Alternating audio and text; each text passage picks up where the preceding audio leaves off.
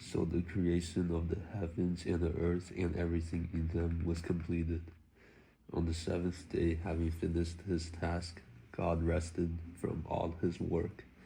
And God blessed the seventh day and declared it holy, because it was the day when he rested from his work of creation.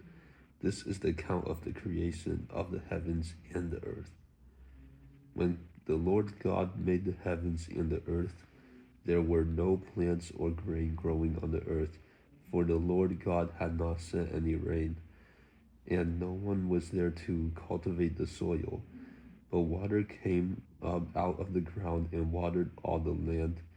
And the Lord God formed a man's body from the dust of the ground and breathed it into the breath of life.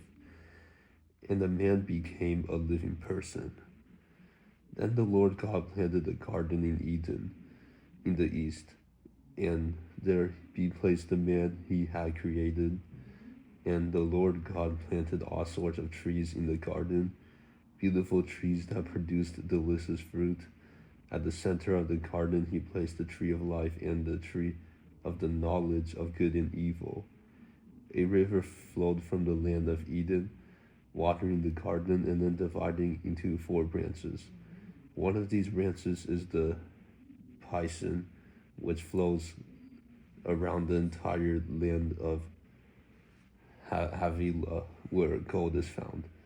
The gold of that land is exceptionally pure. Aromatic resin and onyx stone are also found there. The second branch is the Gihon, which flows around the entire land of Kos. The third branch is the Tigris, which flows to the east of Asher. The fourth branch is the Euphrates. The Lord God placed the man in the Garden of Eden to tend and care for it.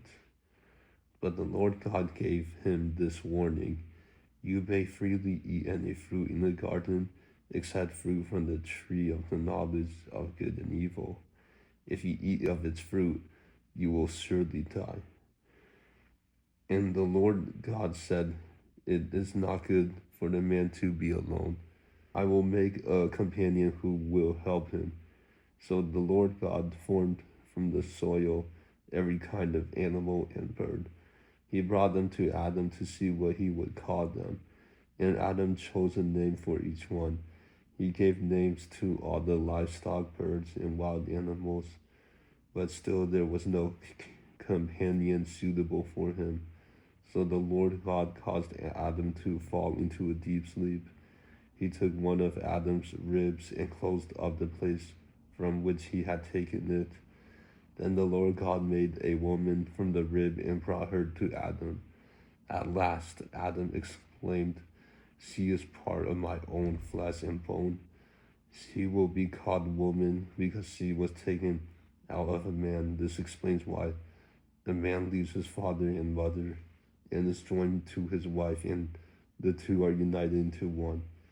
Now, though Adam and his wife were both naked, neither of them felt any shame.